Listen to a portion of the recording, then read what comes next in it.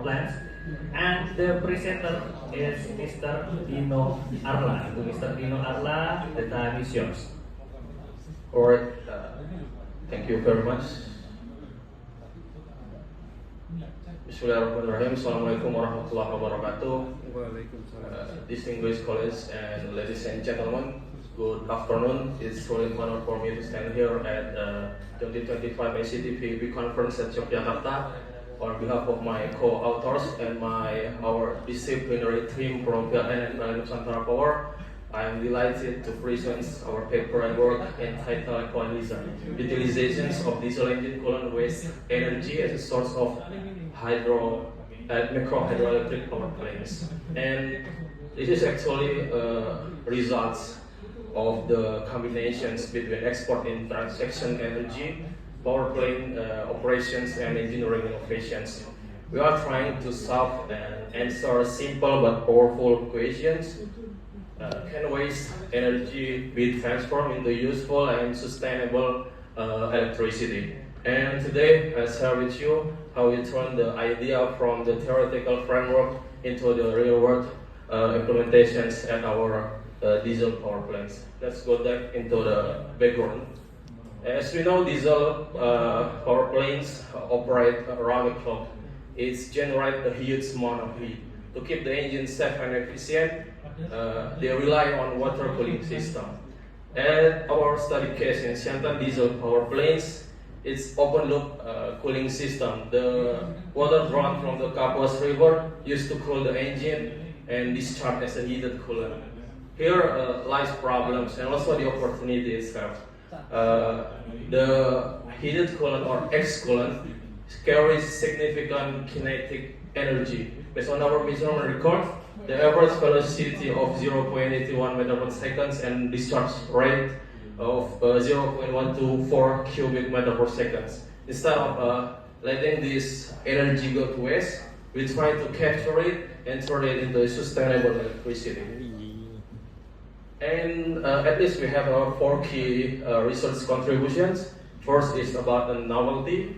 We try to make applications of hydromechanical energy recovery from diesel or X-coolant. And the second one is the system design. We try to create a comprehensive system design detailing the mechanical, hydraulic system, multi-steps fully into the electrical integrations. And the third is validation. We try to validate the theoretical framework into the real-world applications. And the last is sustainability. We try to demonstrate a clear sustainability impact, achieving a cost saving, reducing fossil fuel consumptions, and aligning with the clean energy policy. And then this is related work. Mostly all of the researchers are trying to use irrigations and river flows as a source of a microhydroelectric power plants. But recently, the researchers such as Bertrand, Alau, Alvia, and so trying to use a wastewater treatment system to create microhydro power plants. And this is still, if we look at all of these studies, they were actually not use diesel engine coolant as a microhydro system. We try to focus in this gap in our study. And this is the methodology and theoretical framework. Our methodology is very clear. Start from the site analysis in diesel power plants, and we try to measure all of the parameters that we need, and then we continue to create hydraulic conversions, equipment selections by using a water wheel. And the second, we go to the mechanical and electrical integration by using a multi-stage pulley system. And then the last, we trying to create a final design and make a real-world system implementations in our Siantan diesel power plants. And the theoretical steps, we based on the hydropower energy conversion process from the coolant water, we carry a kinetic energy, and mechanical power with the pulley transmission is coupled with the generator or dynamo, and it generates electricity to using auxiliaries in our power plants. And this is the site analysis and parameter measurements. This is as we know that in the diesel power plants, got the engine cooling system by the water from the Kapuas River. We try to measure the velocity by using a float over 3 trials at 5 varying distance, as you can see on the table. We got average 0.81 meter per second. And based on our analysis and field observations, the undershot water will be very suitable in this case. And second is to complement the velocity, we're trying to measure the discharge. We're trying to get the data on the several locations with a 3 trial in the weatherhead, and we can know that the cross-sectional area with the average flow velocity about the 0.81 meter per second, we got the average discharge of 0.124 cubic meter per second. And based on the mathematical calculations, we got approximately has a potential to produce 40.9 watt of power. And this is hydraulic conversions. This is we trying to make a water wheel. We use an undershot water wheel because you know that this is a low head applications, cost effective and simple construction is very suitable in our case. And this is actually specific the technical specifications how we built a waterway to the placing in a microhydro system. And we got a blade based on empirical calculations about 10 blades based on our cases.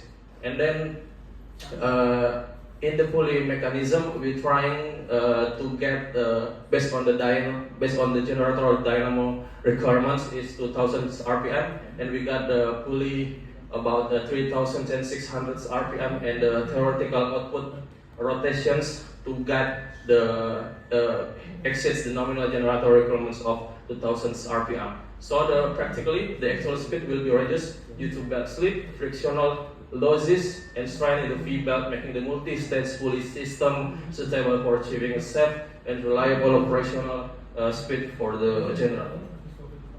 And we continue to final design.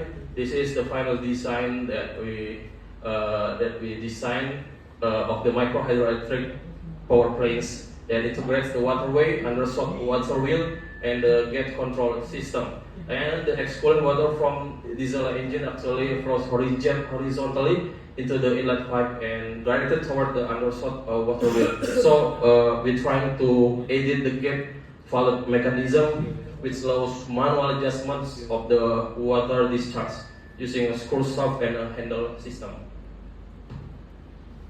And this is the reward system implementations in our diesel power planes. The system produces an average electrical output of 361 watts with a consistent voltage of approximately 110 volt and a power factor of 0.88. And over the 5-hour test period, the recorded energy production price of 2.03 kilowatt hours, and the excoolant water discharge was sufficient to fully supply about the 70 LED lamps within the plane.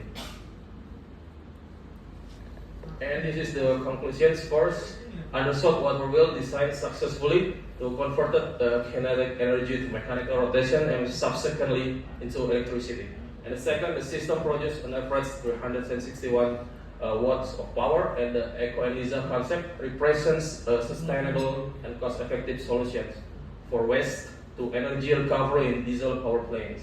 And future plans, we try to optimize the transmission's efficiency, scaling up the system for wider applications, and last, we explore the hybrid integrations with other renewable energy sources to maximize its long-term impact.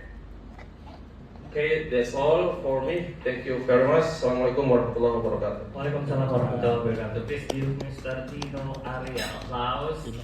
Okay, now let's move on to question and answer sessions. Does anyone have a questions? Okay, anyone? Okay, please.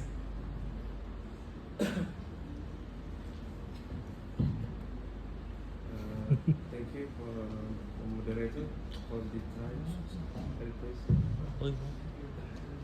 Okay, thank you for the moderator for the time and place. I want to ask you a question. First, as you explained before, it applied in open cooling system in diesel engine power plant. Yeah. Then, is it possible to apply in closed cooling system with diesel engine with radiator cooling system? Yeah? If it can be applied, is it affect the cooling system, especially for engine parameters? Okay, thank you. Okay, thank you very much for the questions. Actually, it's interesting questions, and based on my experience and knowledge, I think if our paper try to implement on the closed loop cooling system, I think it's possible because you know that closed loop cooling system is depending on the radiator, right? The radiator it could be effect of the operations of the parameter itself. So I think it's possible to implement on the closed loop cooling system because you know that the micro hydro system on our paper is implement on the open loop cooling system in a diesel power plants. Hope that answer your questions. Thank you. Thank you very much. Okay, thank you. And we still have a time for question and answer. Does anyone have another questions? If there's a question, please give Mr. Tino applause. Thank you very much for your insightful presentations and your research.